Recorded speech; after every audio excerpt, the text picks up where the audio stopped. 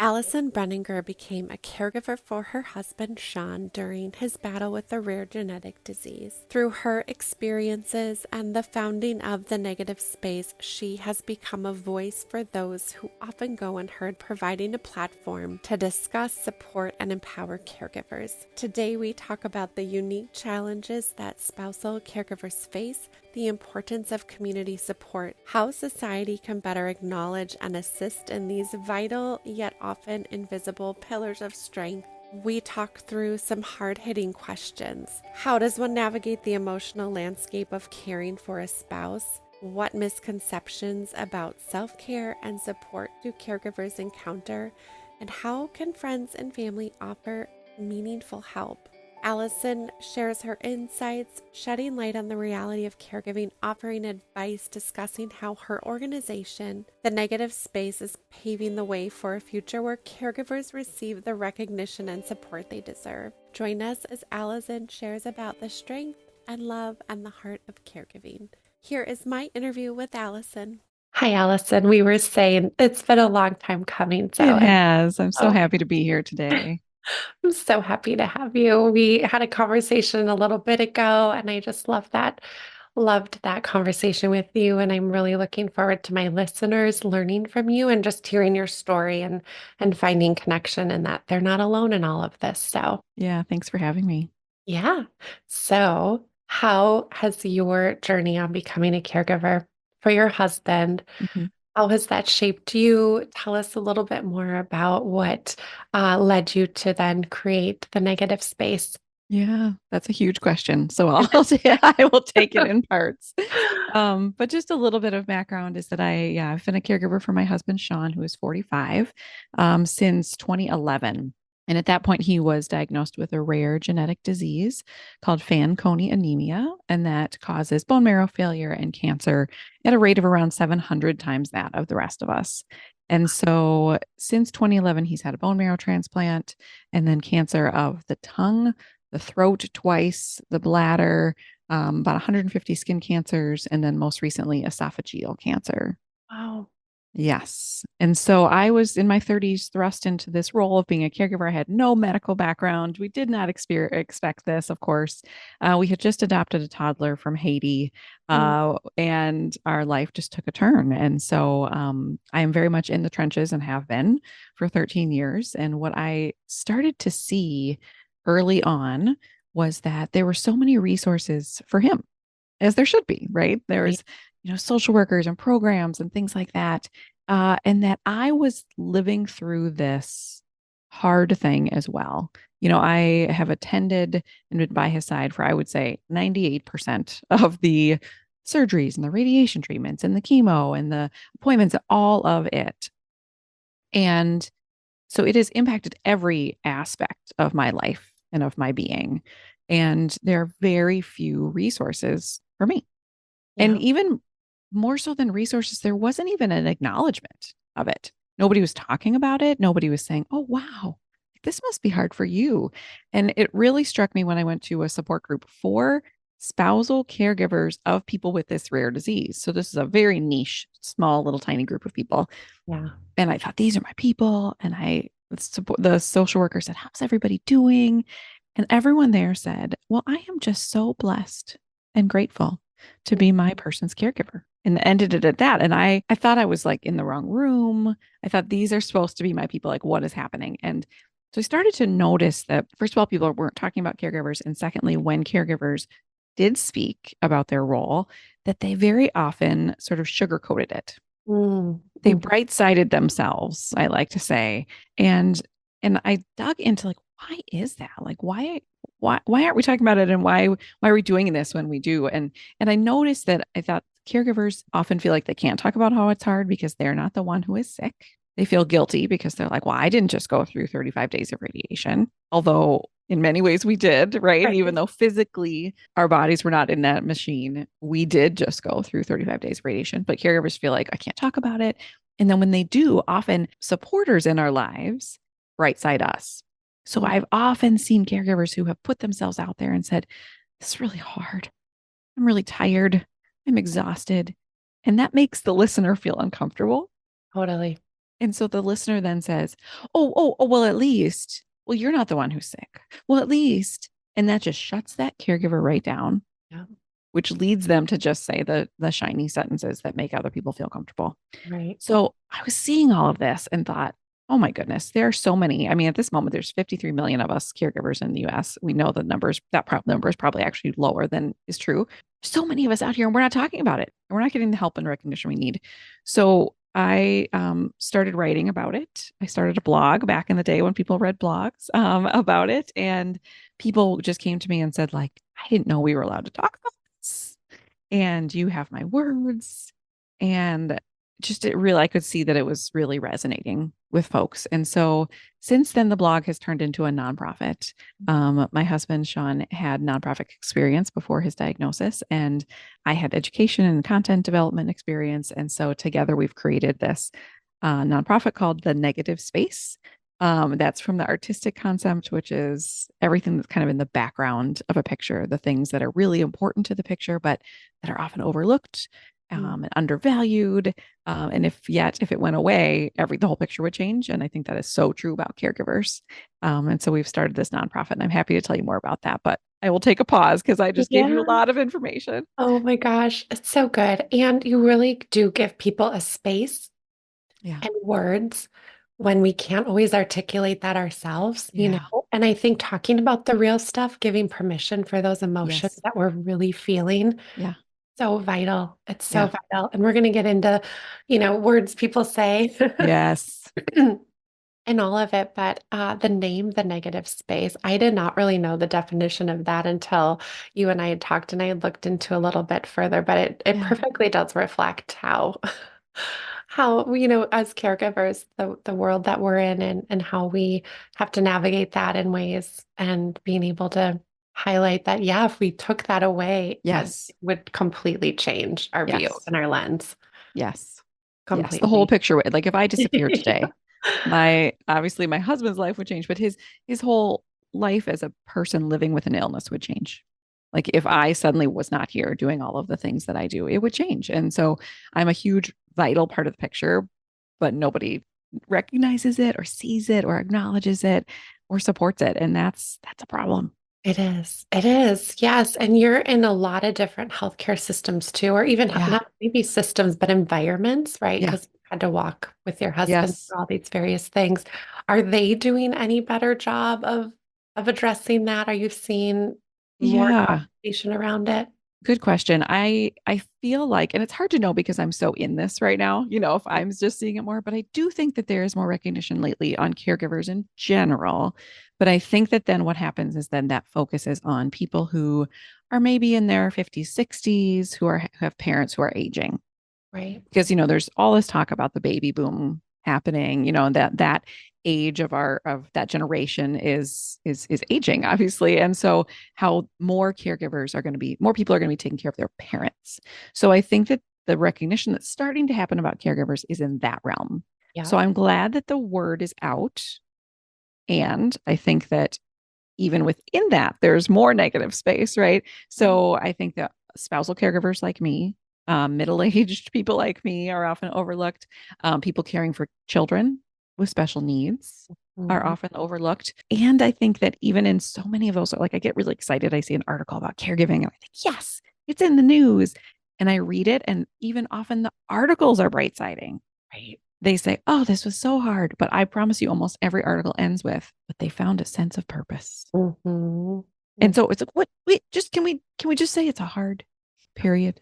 Like if Right. we want to find a sense of purpose, that's fantastic. Yeah. But even the articles often I feel like are written in a way to make the reader comfortable, It's so true. which is not the point. Right. Not the Oh, point. so true. And it is because everyone else is uncomfortable. And so it's almost like we want to shrink and so that it's digestible for people around Yes. us, which we Yeah. can't live in a world like that for anything, right? Right. Right. And then the caregivers don't get the support they need because the reader is like, oh, my neighbor's going through this hard thing, but at least she's finding some purpose in it. So she'll Yeah, be fine. So then they're like, well, she doesn't actually need my help and support. And then right. she says those dumb things to the neighbor, and it's just a whole. Yeah, So I'm out there trying to cycle. sort of the other voice to Oh, shine light on the reality of what this is really like. yeah, so important and needed. So, how do you, okay, with the negative space, Yeah. it is a unique support system, Yeah. not only for spousal caregivers, but for all caregivers. And, I relate to that when you're talking about we do tend to focus on like aging loved ones. Yeah. And in my work, I've realized that when you look at the data, though, there's so many more younger caregivers, I think. And Hmm. I can't remember the facts specifically, but you might know this. But it's like 30 some percent are between the ages of like 18 and like 43 or something like Mm, that. And so we know that there's this huge demographic that is yeah. really wanting support, and we're caregiving in many different ways, Yes. spouse, Yeah. children, Yeah. that we see the thread that combines all of Yeah. that. Yeah. Yeah. And even those young folks who are caring for parents, but Mm, they're young. I mean, I mm, think there is a whole really unseen sector of teenagers, yeah. teenagers who are then caring for parents in their teen years. And that's a whole, people really don't pay attention to that. Right. Yeah. Right. Yeah. Because we don't really think, oh, at this young age, we'll be in this caregiving role. Right. But Right. when you step into it and you realize just maybe how prevalent it is, but also I remember doing a podcast a couple of years ago and we talked about it truly as a life interrupted. Yeah. You are in the cusp of all these things that are Yes. happening. And so there's grief, I think, associated with Oh, for that. sure. That's a whole nother topic, but Yes. it Yes. lives within this conversation of not ignoring Yeah. some of those hard things. Yeah. Absolutely. And when he first had his bone marrow transplant, we noticed that, he was the one of the youngest people in his 30s in the waiting room. And we're like, all these other folks, they're like 60. So maybe they had to retire like a few years early. But Mhm. for him, he was like 30, 31, 32, right? It's different Yeah. when you're So, that age versus you're in retirement and like, oh bummer, I had to stop working a little earlier than I hoped, right? right. That is a different scenario than being 30 and being a parent and being in the working world and being on this career trajectory that now has changed, right? Yeah, yeah, Yeah. completely. Yeah. Yeah. So you're giving a voice to all of our real thoughts and emotions, Yeah. which is so important. We in our conversation had talked about the topic of comparison Yeah. and specifically in the context of spousal caregiving. Why is it important that we talk about that? So I think there's two different ways we can look at that. One is sort of the comparison with the spouse. So I kind of already mentioned, or the person that you're caring for, right? So I already mentioned that, often caregivers think, well, it's not my physical body that has the cancer, that has the dementia, that has the whatever. I'm not the one that just went through the surgery or the lab draw or the whatever. And so we can feel as if we don't deserve or we don't need support or like this can't be that hard on us. Mhm. But I would beg to differ. And I will say that there's all kinds of ways that my physical body have been impacted Mhm. by the 13 years of stress and of trauma and of sitting in those spaces and of witnessing the suffering of my loved one, right? And so I think it's not a fair comparison that we do and that others sometimes do for us to say like, well, you're not the one who is sick, therefore you're Right. fine, you know. So I think that you're on your own, you're part of this. Like I have caregiver gift boxes and they say, I'm part of the story Mhm. because you're a part of the story as well. And you are being impacted by this. And so, yes, they're different the way you're being impacted, but there is impact nonetheless on both of you. Yeah. So I think that comparison of like, it's hard for one person, it's not hard for the other is not a fair comparison, right? That we're both in the story and it's hard on us in different ways. Yeah. I think the other kind of comparison that often happens is, oh, social media, right? Like, so on social media, I can watch the people that I grew up with, that I went to college with, that are my same age, that are living a life that is different than mine. And I can say, like, oh, I thought I would be doing that at this moment. Mhm. I thought, or they're now able to just be like, you know what we're going to do this summer? Go to Europe. I'm like, cool. We can't go down the street. You know what I mean? Like Yeah. and so you see this comparison in that way of like, Mhm. your life is so different than mine. And, and I think that everybody does that with social media. And You social like the media, highlight reel versus exactly, yeah. exactly. But I think that there is something to that of sort of seeing It's almost like my old favorite movie, Sliding Doors, with Gwyneth Paltrow, where like, she walks in, she gets into the subway. The movie shows if she gets onto catches the subway, this happens to her life.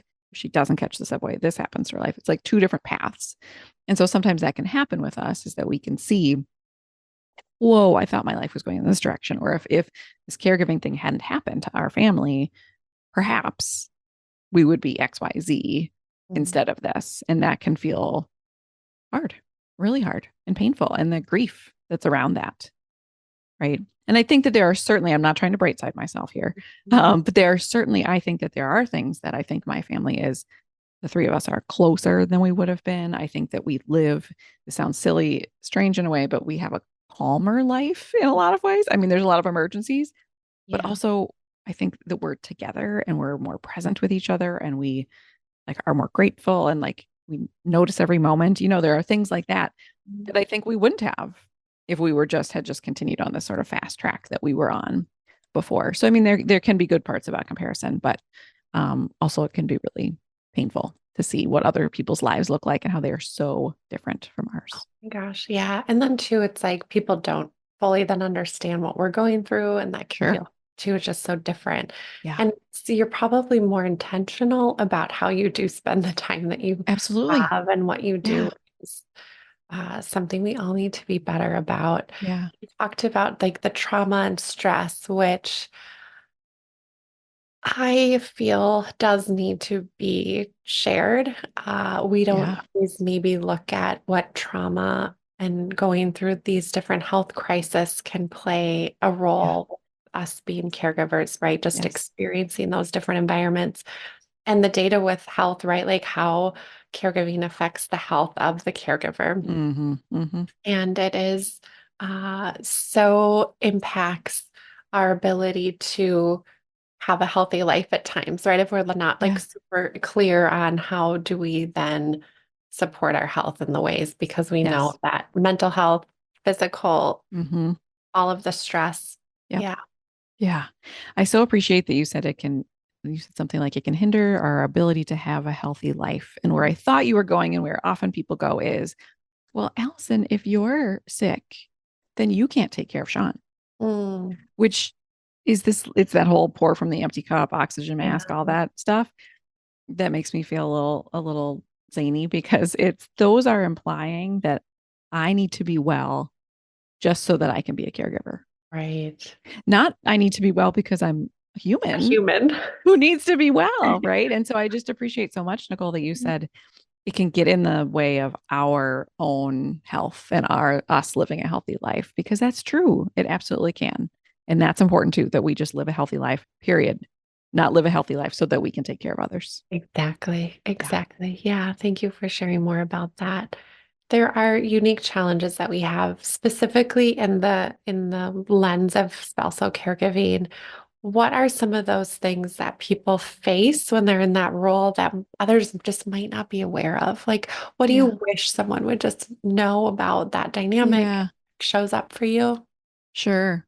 I think one of the pieces is like when you're caring for a partner, right? It's a partnership. And so you have these two people and you're running a household together and you're sort of, hopefully like dividing the tasks and all of that. And when one person isn't able to do that, that can feel really challenging because then, I hear from caregivers all the time who say, I never did the taxes. I never mowed the lawn. That was always my person did that. And now I have to do that too. Right. And so often it's that we are then taking on the lion's share of the household tasks because our person might not be able to do that at this time. And on top of that, we're adding caregiving tasks. Right. So the plate just keeps adding, is overflowing, plus parenting, right? If there are I children in was the gonna say household. And so, parenting. yeah. And so all of the things that a typical household who's not dealing with illness, it can feel like a lot to just get through the day. Right. And so if one of the people is unable to support and help with those tasks, and then the caregiver has these extra tasks of caring for that person, it can feel like a lot. It can also, there's a lot around, and this could be a whole week long retreat or Mm, topic, but there's just a lot around relationships, and roles and how that can change and how I hear from caregivers a lot about like, I feel like a nurse instead of a husband, or I feel like this, and just like the ambiguity around the roles can Right. feel different. Also your household, like it's different if you're caring for your mom and maybe you go to her house and then you come home.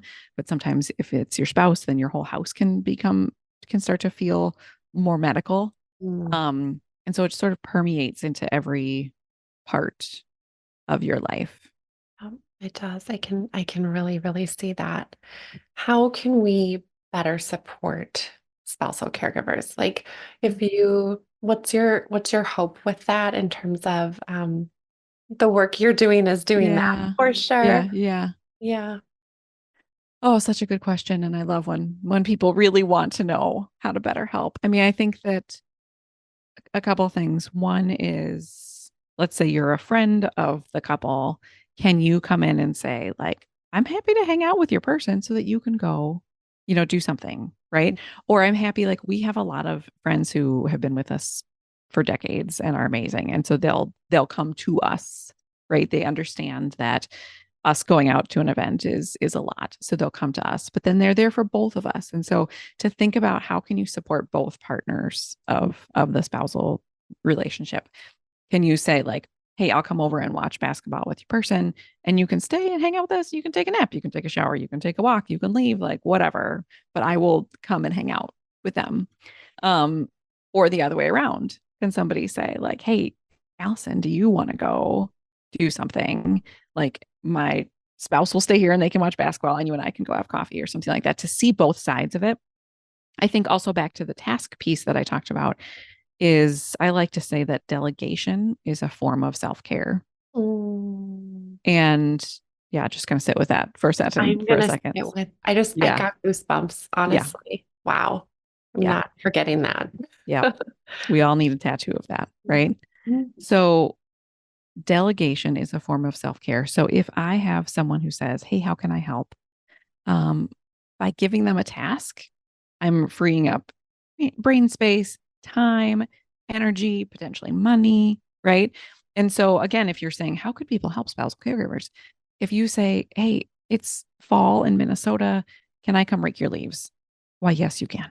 To recognize that, like, the quote, typical family would probably have two adults who could get out there and rake the leaves, right? And that in this situation, we have one who can't and one who's really tired. Mhm. Right. Yeah, And exactly. and this happened to me this fall that someone reached out, hey, it's October. I'm sure your leaves are falling. Would it be okay if in the next 2 weeks we came and raked your leaves? Yes. Wow. Yes, you can. So thinking about some of those, like if you're a person what are you doing in your house and in your life in your yard these days? Like, is it shoveling? Is it mowing? Is it getting groceries? Is it, whatever? That needs to probably happen at your friend's house too. And Mhm. they don't have the capacity for it. So Wow. can you say, hey, I'm heading to Target on Saturday. Send me a list. What can I pick up for you? Hey, I have a friend who sometimes will say things like, I'm going to the hardware store. Is there anything you need? Just like think about your life and Mm. realize that, like, how can you make ours a little easier by just tagging on a little of what you're doing? Like, hey, my kid's on your kid's soccer team. I'm happy to drive them to practice. Just those like logistical pieces, because I'm probably not going to give up my caregiving tasks. I'm not going to say, and some people might, and that's absolutely fine. But Mhm. I'm probably not going to say, can you drive him to this really important appointment? Right? I'm likely not going to delegate that one. Although sometimes I have, but Mm. am happy to delegate the logistical stuff, Totally. which Yeah. then frees me up to just breathe a Mm. little bit more and have time and space and energy. And like I said, possibly money as well, right? Right. Depending on what it is. I just so love that you talk about the specific asks for people. I think what Mhm. gets hard, and let me know what you think about this. Sure. When people say, let me know if I can help with Oh, anything, yeah. or or thinking of you, Yeah. we know it's hard if we don't know someone that well, like how to be specific. But I always do love to say, like, specifically say, I'm, Yes. yeah, yeah, going to the store. What can I do? Because I think too, Yes. when we're caregiving, we don't have the mental capacity. Like now I have to think through how Right. how I need Exactly. support. But it's also Yes. to your point, we need to delegate. So if Mhm. someone says, how can I help? Totally. knowing that that's a form of self-care. I love that. I'm never forgetting that. Thank you. Yes. So like Nicole, if you said to me at the end of this, Allison, let me know how I can help you. Mhm. I would have to sit here and think, okay, does she mean it? Is she sincere? Like, where does she live? And does she cook? And is she a good cook? And does she like animals? Does she like kids? Like, I would have to do this whole like mental math that I do not have time for. Right. Totally. And so instead, if you said, Allison, I'd really love to cook. And I would love to bring your family a meal next week. Is Tuesday or Friday better? I would be like, whoa, she means it. Yeah. You know what I mean? And Yeah. as a Midwesterner, sometimes we often say, like, no, no, no, no, no. And we have to say no a bunch of times before we can say yes. But if you say Tuesday or Friday, that's pretty easy for me to be like, oh, okay, Tuesday. Yeah. Yeah. You know? And so I think the more specific you can be, and I Mhm. think for supporters listening to think about what's your skill set. Because I think we think about food a lot. Some people are like, I'm not good at cooking, or I don't have time for that. But let's say you're like a handy person, right? I could give you a list of like 5 things right now in my house that need to be fixed. And so if you were like, hey, I'm really handy with tools. Is there anything at your house that I could come fix? Yes, yes, you can. Yeah. And so I think as the asker, as the supporter, to be as specific as possible Right. so that I really know that yes, you mean it and what Mhm. you're good at and what you're willing to offer. I agree. I I have agree. to do a quick little plug, if I may. Yes. So, my favorite caregiving app is called Care, which stands for I Am Not Alone. And it's a free app. And that has helped me do this delegation thing because you can build a team and then I can say, and I've done this like last fall, I said, somebody came and raked leaves, but wasn't able to like haul them away. So on my app, I said, who can come haul the leaves away to the compost place? And everybody then gets a little notification. Everybody on my team that says Allison needs to help some help. They can ignore the notification. They can say, got this time, or they can say, yeah, I got this. So somebody that I would have never thought to ask Wow. that absolutely, I'll be there at 4 o'clock today. No problem. And then boom, he gets all the details. Like you can put all the details on the app. So I don't have to actually talk to anyone, which is my favorite part. And because they get all the details, you don't have all that back and forth of like what time and where and where, So it's cute. all in the app. So I just have to always make that plug Oh my because gosh. it No, I makes love the it. delegation part so much easier. So much easier. I love Yeah. I Hand Care. I'm so glad that you Yes. talked about talked Yes. about them. And you had written an article which I had seen probably on I don't know LinkedIn or something about those phrases that we use. Yeah. Yeah. One of them is let me know if there's anything I can Yeah. do. Or I think one that you highlighted is like, take care of yourself. Yes. How do what are some other phrases that we should avoid? Hmm. Uh, and what other things could be added to the Sure. list, but how does that, gosh, miss the mark Yeah. when Yeah. we're wanting So we the want first one I think we've covered, right? Let me know I yes. can help, right? The second one you said, take care of yourself. Make sure. So this is the other thing that's happening as caregiving is becoming more, people are becoming more aware of caregiving and they're becoming aware that it's hard, that instead of helping, they are saying, I read this article about caregiving is really hard. Are you taking care of yourself? Make sure you take care of yourself. And what that does is that puts it back on me. Right. So that's like saying to my husband, I hear you have another cancer. I mean, you got to take care of yourself. Are you taking care of yourself? Right? No, no, that's not. So Yeah. it's adding more to my already overflowing plate. And so instead to say, I just read this article, caregiving is really hard. I imagine you're tired. Would it help if I came and sat with your person for the afternoon so that you could take a break?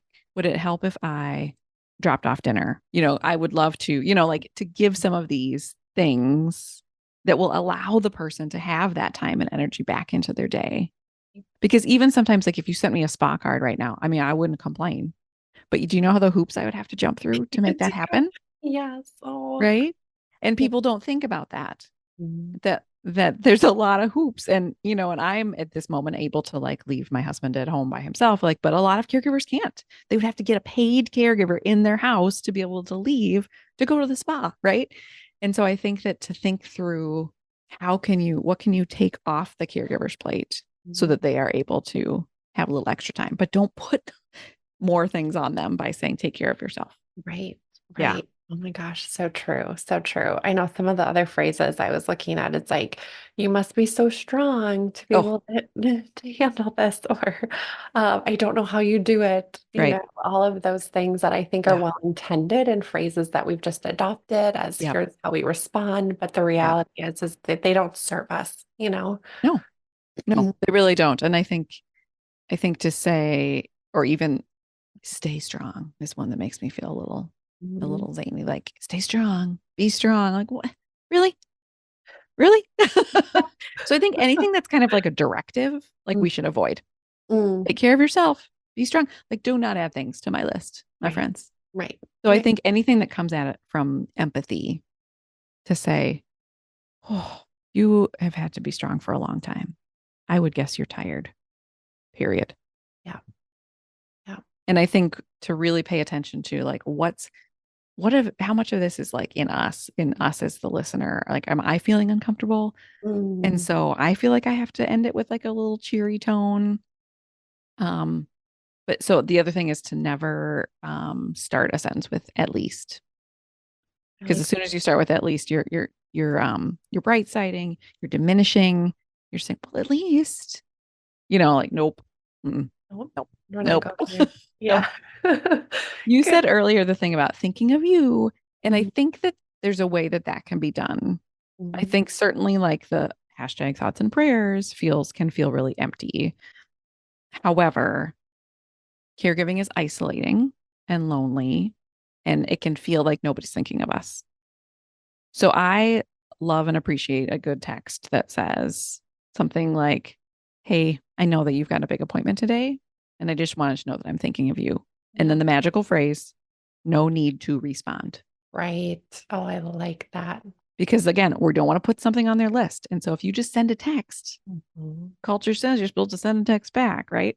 Nope, I don't want to add to their list. So I always put at the end, no need to respond. So like my podcast co-host is amazing at like remembering dates. And so he'll say, like, I know that you have this thing on the calendar today, and I'm thinking of you.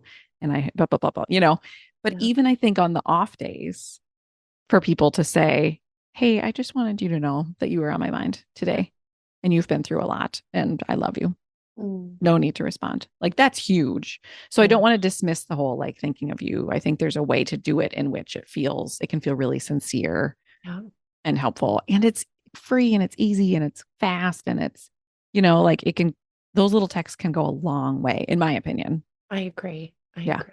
Yeah. I know. I think there are times when I've received something similar and it's just Yeah. like, oh, that warmness, right? Like, okay. Yeah. Yeah. Yeah. Yeah. Yeah. And you've even like sent me a couple emails, in that vein of just like, Mhm. hey, I've been following along. I know things have been hard. I'm thinking of you.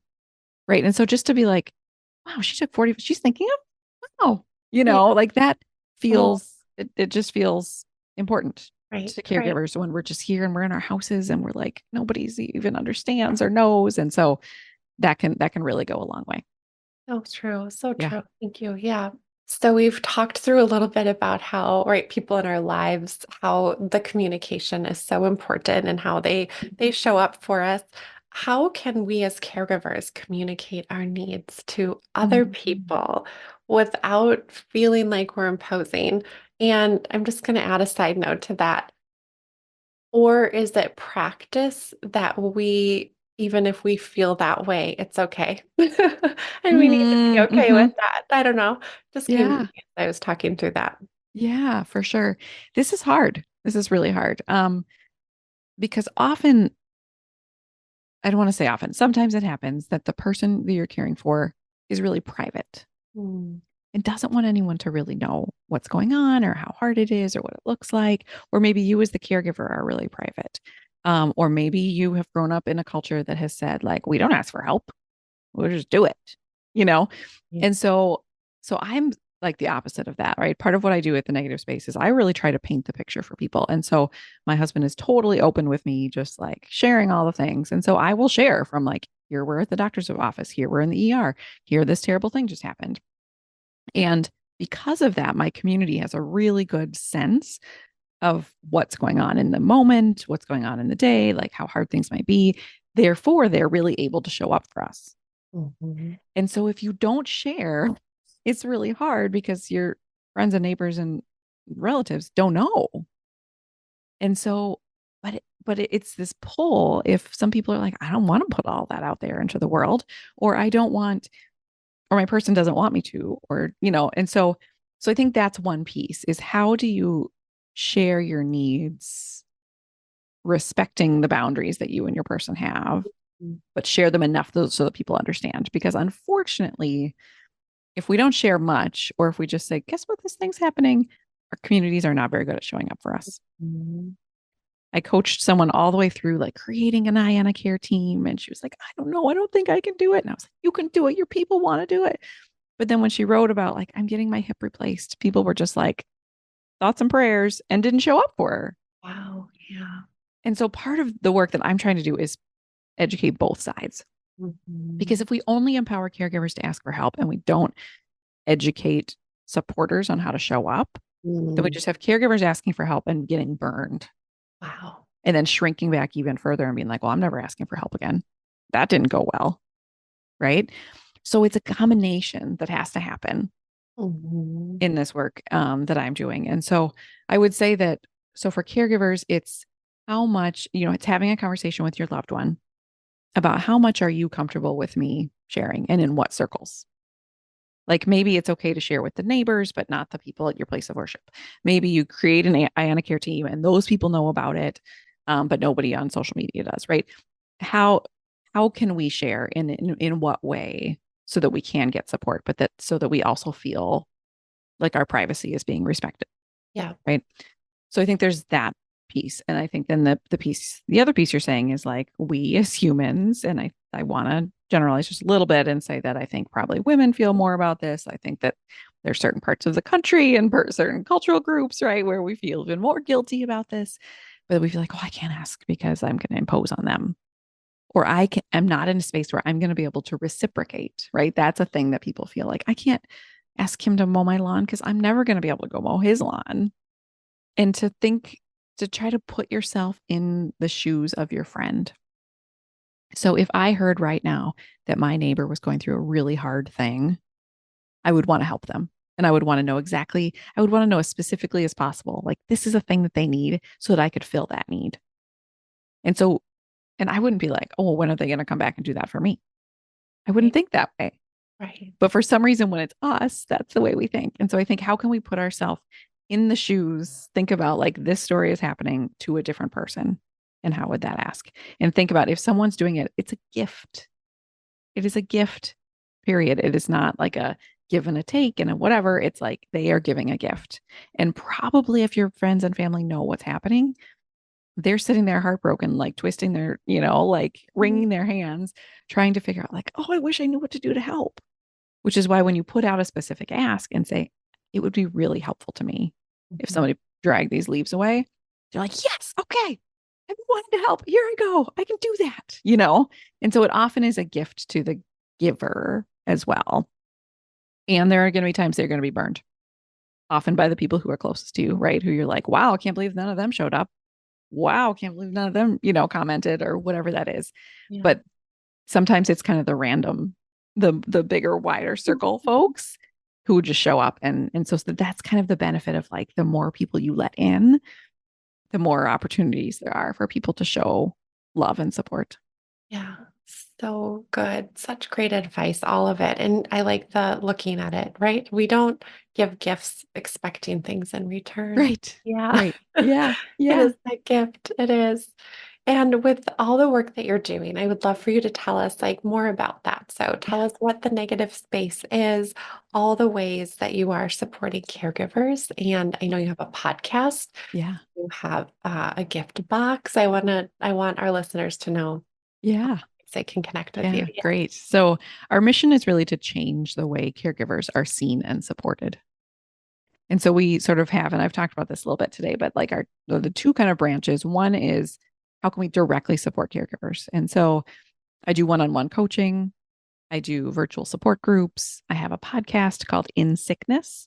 And with that, I have a co-host, Justin, who is also a spousal caregiver for his wife. And she has other chronic conditions, not cancer. But I think there we're really kind of the topics are general enough that they're for any type of caregiver, but I think it's really rare to hear from two like sort of middle-aged spousal caregivers, right? And Mhm. also the male perspective is huge.